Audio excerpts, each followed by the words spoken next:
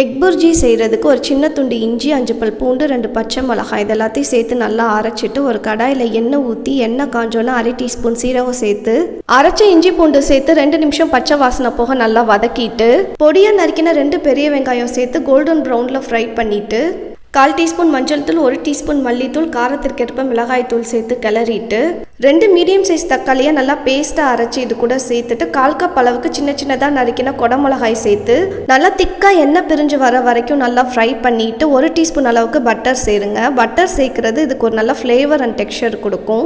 கொஞ்சமாக கசூரி மேத்தி சேர்த்து வதக்கி விட்டுட்டு 1 பவுல் தண்ணி சேர்த்து உப்பு சேர்த்து கொஞ்சம் கிரேவி பதம் வர வரைக்கும் வெயிட் பண்ணுங்கள். இப்போ எண்ணெய் பிரிஞ்சு கிரேவி மாதிரி வந்தோன்னா 4 முட்டையை உடச்சி இதில் நான் ஊற்றிக்கிறேன்.